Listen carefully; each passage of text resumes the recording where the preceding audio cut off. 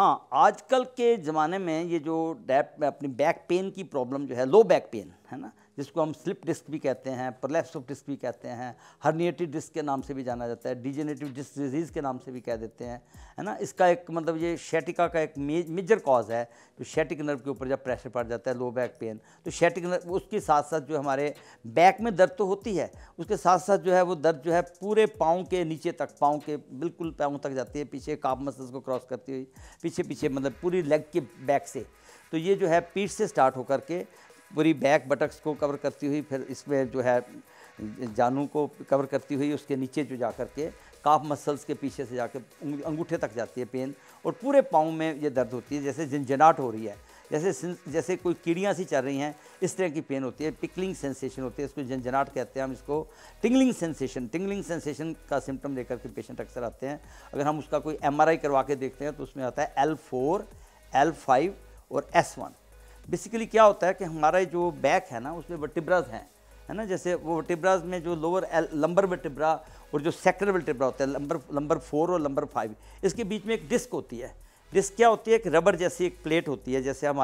हम घोड़े के ऊपर एक काठी रख देते हैं ना, उसको जर्क को सहन करने के लिए, शॉक को एब्जॉर्ब करने के लिए, जैसे शॉक को एब्जॉर्ब करने के लिए दो वर्टिब्राज के बीच में एक डिस्क होती है, जैसे एक बैंड सा होता है, रबर का जैसे बैंड है कोई, उसमें एक फ्लूइड होता है, प्रोटीन बेस्ड फ्लूइड होता है। वो फ्लूइड जो है उसको मतलब वो जो है उसका बेस जो है प्रोटीन होते हैं, उसमें लिक्विड मतलब उसमें भरा होता है। तो वो जो है वो स्पंजी टिश्यू होता है, मतलब उसका जो टिश्यू है वो सिर्फ जर्क को बचाने के लिए होता है। तो जो दो वर्टिब्राज के बीच में जो एक डिस्क होती है, जैसे आपके L4 और L5 के बीच में, फिर L5 और S1 सेक्टर 1 और उसके बीच में जो डिस्क होती है, वो अक्सर क्या होता है कि ऐसी जगह होती है जहाँ कोई लोग जो है लगातार बैठे रहते हैं, कंप्यूटर के आगे बैठे रहेंगे, जैसे ग्लू हुए हैं उसके साथ। तो उन लोगों को जो लगातार कई टाइम जो है बैठे स्ट्रेस में रहते हैं और ओबीज़ हैं, है ना, यहाँ कोई इंजरी हो गई, सपोज उसने कोई बहुत भारी चीज़ उठा ली, तो क्या होता है कि हर्निएशन हो जाती है, उसकी जो डिस्क है वो रप्चर हो जाती है। तो रप्चर होकर के उसमें से फ्लूइड जो है वो थोड़ा निकल जाता है। तो जो फ्लूइड निकल जाता है तो जो नर्व है हमारी, जो sciatic नर्व,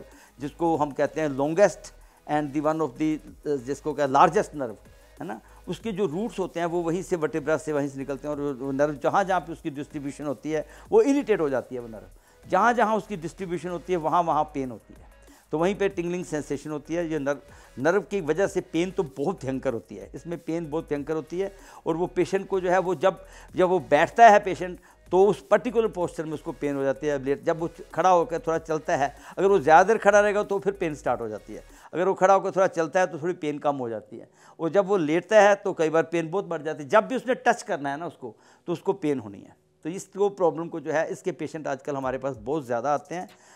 बहुत मतलब हमारी जो OPD में बहुत पेशेंट, इसकी संख्या डे बाई डे बढ़ती जा रही है। हाँ, इसका मैंने कारण बताया कि हमारा जो है जो लाइफस्टाइल डिजीज़ है ये, जैसे जंक फूड खाते हैं, कोका कोला, फेंटा कोला, ऐसी जो ठंडी चीज़ें, है ना, कोल्ड ड्रिंक्स लेते रहते हैं और जंक फूड का सेवन करते हैं, पिज़्ज़ा का सेवन करते हैं, पिज़्ज़ा, बर्गर, है ना, पेठा, पकोड़े, ये चीज़ें जो है मतलब भारी चीज़ें, गरिष्ठ भोजन करते हैं, है ना, पकवान जो लेते हैं, मैं 4 कई बार 5 पा कहता होता हूँ, है ना, पेठा, पकोड़ा, पकवान, है ना, इन चीज़ों का जो सेवन ज़्यादा करते हैं उन लोगों को ये प्रॉब्लम ज़्यादा होने की, जो गरिष्ठ भोजन करते हैं और दही का सेवन करते हैं। Dahi is also one of the root cause of this, इसमें sciatic प्रॉब्लम में, इसमें प्रोलैप्स ऑफ डिस्क में बड़ा भारी उसका रोल होता है। मिल्क उसमें जो पनीर और मिल्क प्रोडक्ट्स ज़्यादा खाते हैं, नॉन वेज का सेवन करते हैं ज़्यादा, और हैवी भोजन जैसे दालें वगैरह खा लेंगे, है ना, फिर उसके बाद तुरंत सो जाएंगे और बैठे रहेंगे ज़्यादा देर, उन लोगों को जो है जो ये प्रॉब्लम, और अंडर स्ट्रेस काम करते हैं, स्ट्रेस लेवल भी इसमें बड़ा रोल, क्योंकि नर्व के ऊपर इफेक्ट होता है। तो हाई स्ट्रेस लेवल, लगातार बैठने का कारण, ठीक है, और ओबेसिटी, जिन कारणों से ओबेसिटी होती है वो सारे कारण जो हैं इसका कारण बन जाते हैं प्रोलैप्स ऑफ डिस्क का। और मैंने बताया कई बार इंजरी भी हो जाती है कोई भारी चीज़ उठाने से, या कहीं कोई जंप करते हुए कोई गिर जाता है कहीं पे, तो जो स्पाइनल इंजरी हो जाती है उसकी वजह से भी लो बैक पेन की प्रॉब्लम जो है वो हो जाती है। युवाओं में, युवतियों में, यंग गर्ल्स में तो बहुत कॉमन है ना। इवन कई बार वो डिलीवरी के बाद भी कई लेडीज़ में देखा है कि इसकी लो बैक पेन के शिकार हो जाते हैं, तो उसको फिर इन्फ्लेमेशन हो जाती है ना, प्रोलैप्स इंटरवर्टेब्रल डिस्क, है ना, इसके साथ साथ जो है उनको मतलब जो ये वाली प्रॉब्लम जो है बड़ी कॉमन देखी गई है, ये जो आफ्टर डिलीवरी उन पेशेंट्स को भी, क्योंकि वो लेटना पड़ता है और वैसे भी कमज़ोरी होती है, वात का प्रकोप होता है। आयुर्वेद में इसको ना वात दोष के साथ, और वात का प्रकोप जो है रुक्ष अन्न से आता है। रुक्ष है लघु सूक्ष्म चलवास विषय खर है, ऐसे पदार्थों का सेवन करते हैं जो रुक्ष अन्न का सेवन करते हैं, उनको ये प्रॉब्लम ज़्यादा होती है। जैसे आपने कॉर्नफ्लैक्स लेने की आदत है, ओट्स खा लिए आपने, दलिया खा लिया आपने, मतलब जो ड्राई चीज़ें हैं, है ना, बॉडी में स्निग्धता जब नहीं करते, प्रॉपर घी की मात्रा नहीं जाती, ऑयल्स जो है जैसे रिफाइंड ऑयल नहीं खाना चाहिए इसमें, हम इसमें कहते हैं कि होल ऑयल खाएं, प्योर तेल लें,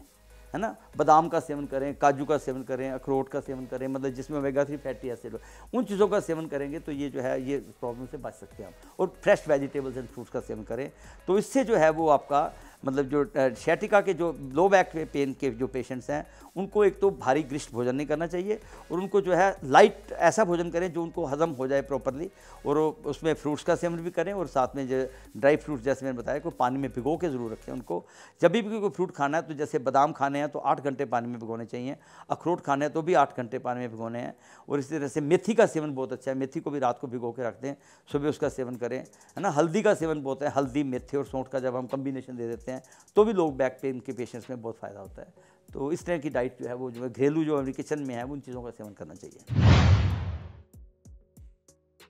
कि आयुर्वेद में ना हमारे जैसे पंचकर्म हम जब कटी वस्ती करवाते हैं, मुरिविन्ना ऑयल एक होता है, उस तेल की कटी वस्ती, उसमें लोकल हम जो है ना कटी, क्योंकि कटी शूल बोलते हैं ना इसको हम, तो कटी वस्ती करवाते हैं कुछ, उसका तेल को उसमें उसको चारों तरफ से उड़द के आटे से कवर करके उसमें वो तेल डाल के, उससे भी बहुत फ़ायदा होता है। और इसमें हमारे आयुर्वेदिक में जो मेडिसिन है, जैसे हमारे हाकम चूर्ण है, इसमें 4 चीज़ें होती हैं, हालों है, कलौंजी है, मेथे हैं और अजवाइन है। ये चारों का जो है बराबर मात्रा में, इवन आप घर में भी बना सकते हैं। हालों 50 ग्राम ले लीजिए, कलौंजी 50 ग्राम ले लीजिए, है ना, मेथे 50 ग्राम ले लीजिए, हालों कलौंजी मेथे अजवाइन 50 ग्राम ले लीजिए। इनको चारों का चूर्ण बना लीजिए, अलग अलग पीसना है, इकट्ठे नहीं पीसना है इनको। तो इसका चूर्ण बना करके इसको हम 1 चम्मच चूर्ण का, उसके डबल जो है वो देसी खंड, उससे डबल जो है मलाई, तो मलाई के साथ इसको लें, ताकि ये, क्योंकि बॉडी का फैट को खाता है ये चूर्ण, तो ये बॉडी में जो है मतलब कोलेस्ट्रॉल को भी कम करता है। तो सच ए वंडरफुल चूर्ण, इसका प्रयोग करने से बहुत फ़ायदा होता है जो लो बैक पेन के पेशेंट होते हैं। इसके साथ साथ हमारी ये जो मेडिसिन है, हमारे कोरल कैल्शियम देना होता है, हमने बोन सपोर्ट देनी होती है।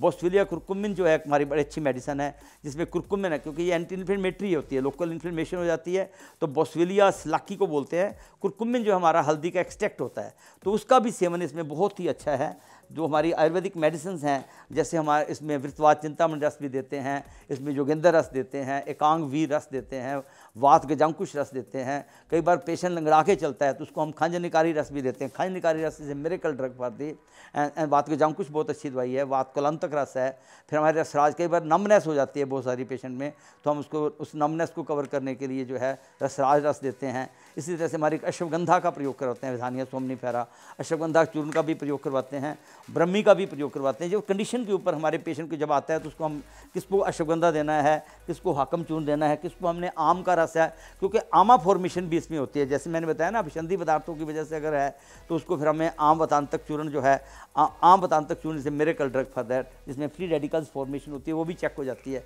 फिर किसी में कैल्शियम, कई बार वो जो प्रोलैप्स डिस्क की वजह से जो प्रोटीन की कमी हो जाती है, फिर कैल्शियम की कमी होती है, sometime we have to take the help of the bone support. इसमें जो है वो हमारी जो हड्डियों को मजबूत करने के लिए बड़ी अच्छा फार्मूला है। कई बार हमें कैशोर गूगल की भी साथ, गूगल का भी प्रयोग इसमें बहुत अच्छा है। तो जॉइंट एड है, मतलब डिपेंड करता है पेशेंट जब कोई हमारे पास आता है तो हम उसकी पहले पल्स देखते हैं, उसमें हम देखते हैं उसकी वात है या उसके साथ आमा फॉर्मेशन है, बॉडी में फ्री रेडिकल्स तो नहीं बन रहे हैं, है ना, क्योंकि हमारे आदमी रखा आम रस जो कच्चा रस बनता है बॉडी में, है ना, रोगा सर्वव्यापी मानदकनीचा सुत्राम उद्राणीचा, उधर से सब रोगों का जन्म होता है। तो हमें इसका पेट का ध्यान रखना है, उसको कब्ज़ नहीं होने देनी होती। हमें इसमें एरंड का तेल जो है वो बहुत ही कारगर है। जैसे निर्गुंडी के पत्ते, संभालू के पत्ते होते हैं, 15-20 संभालू के पत्ते ले लीजिए, उसको बॉयल कर लेना है। संभालू के पत्ते, निर्गुंडी, वाइटेक्स निगुंडू, उस प्लांट के पत्ते और साथ में एरंड का तेल डाल देना है, उसका प्रयोग करें तो इससे मिरेकल। इसी तरह से हमारे एक हार श्रृंगार होती है, पारिजातक बोलते हैं उसमें, आर्बर ट्रिस्टिस, है ना, नाइकेंथस आर्बर ट्रिस्टिस एक प्लांट होता है, उसके पत्ते बड़े खरवे करवे पत्ते होते हैं, हार श्रृंगार बोलते हैं उसको। हार श्रृंगार के भी 10 से 15 पत्ते छोटे छोटे टुकड़े कर दीजिए, क्रश कर दीजिए, उसको जो है पानी में उबाल लेना है। जैसे एक गिलास पानी में उबालें, उसका चौथा ऐसा रह जाए, उसमें थोड़ा एरंड का तेल डाल के दें, तो कटी शूल, ये जो बैक पेन है उसमें मिरेकुलस फ़ायदा होता है। हाकम चूर्ण का बहुत फ़ायदा होता है, निर्गुंडी का मैंने बताया, हार श्रृंगार के पत्तों का प्रयोग करवाते हैं। तो आयुर्वेद में इसकी जो चिकित्सा है इसकी जो बहुत कारगर है, और हमें पेशेंट जो कोई एलोपैथिक दवाइयाँ पेन किलर्स अक्सर खाते हैं, कई मल्टीविटामिन खाते हैं, जब वो बहुत सारे मल्टीविटामिन खा चुके होते हैं, बहुत सारे पेन किलर्स खा चुके होते हैं, तो डॉक्टर लोग कहते हैं भाई अब तो कोई पेन का आपका ऑपरेशन करना पड़ेगा। तो ऑपरेशन से डरते हुए पेशेंट हमारे पास आते हैं, और मैंने अपने जीवन में मैंने 40 साल आयुर्वेद का जो प्रयोग किया है अपने पेशेंट्स में, तो मैंने देखा है कि कितने ही पेशेंट जिनको के डॉक्टर्स ने सर्जरी बताया था, हमने उनको प्योर आयुर्वेदिक मेडिसिन से हमारा जो कम्बिनेशन है, जैसे मैंने बताया कि रसराज रस है, जोगिंदर रस है, वृत्तवाद चिंतन रस है बात गजांकुश है, महाभारत विध्वंसन है, एकांगवीर रस है, जब है ना उसमें हम उसका प्रयोग कम्बिनेशन में देते हैं, एरंड तेल देते हैं, माँ रासनादि क्वाथ देते हैं, रासना सप्तक क्वाथ देते हैं, रासना गोखरू एरंड देवदारू पुनर्नवा है ना, अर्घवतश्च एव गुरुचि और अर्घवतश्च, जिसमें गुरुचि भी डालते हैं, अर्घवत भी डालते हैं, सौंठ का चूर्ण डालते हैं। ऐसा नवकार्षिक चूर्ण है ना, उसमें त्रिफला निम्न जिष्ठा वचा कटक रोहिणी व साधनी दारूनिशा किशा नवकार्षिक है। ऐसे ऐसे चूर्णों का हम आयुर्वेद में प्रयोग करवाते हैं। पेशेंट की पल्स देखी जाती है, पल्स देख करके उसका देखते हैं कि उसकी वात बढ़ी हुई है, उसका पित्त का बंद तो नहीं है, उसमें आमा फॉर्मेशन तो नहीं है, उसका अगर उसकी आमा भी साथ में है तो हम उसकी आम की भी चिकित्सा करते हैं, आम पाचक चूर्ण दे करके। उसको फिर हमें डाइट का भी पूरा ध्यान देना होता है। उसको फिर ये कहते हैं कि अपने स्ट्रेस फ्री लाइफ को करो, क्योंकि जब तक आपका जीवन में स्ट्रेस रहेगा आप मानसिक रूप से अपने, क्योंकि मन का बहुत ज़्यादा इफेक्ट होता है हमारी ऐसी नर्वस सिस्टम की डिजीज़ के ऊपर, तो उसमें जो है मन को भी बड़ा शांत रखने के लिए हम मेडिटेशन के लिए एडवाइस करते हैं कि उनको मेडिटेशन करनी चाहिए। अपना जो है Rajyoga meditation is a miracle for the patient suffering from the sciatica problem, तो उसको भी साथ में करें जिससे कि अंदरूनी खुशी मिले उनका, क्योंकि फिजिकल मेंटल सोशल सारी हेल्थ का जो है इकट्ठा जब कंबाइंड रूप से प्रयोग करेंगे तो हम शैटिका जैसी प्रॉब्लम ऑपरेशन से बच जाते हैं, है ना। इन्फ्लेमेटरी जो है कंडीशंस के लिए हमें आयुर्वेदिक मेडिसिन के साथ में हमें जो उसकी हेल्प लेनी पड़ती है, थोड़ा डाइट का भी हम बताते हैं, तो we get the wonderful results with the Ayurvedic जो चिकित्सा बहुत ही कारगर है patient suffering from the this sciatica, you can say. हाँ, एक हमारी चूर्ण होता है गिरधर्सी हरवट्टी, इससे मिरेकल, इसको आयुर्वेद में गिरधर्सी कहते हैं, गिरधर्सी का इसका अपना संस्कृत नेम है इसका शैटिका का, तो ये गिरधर्सी नाम की जो नर्व है उसके ऊपर काम करती है। तो इस तरह की चीज़ें हम जो है कंबाइंड रूप में देते हैं, तो ये इससे हमें इसके फ़ायदा होता है।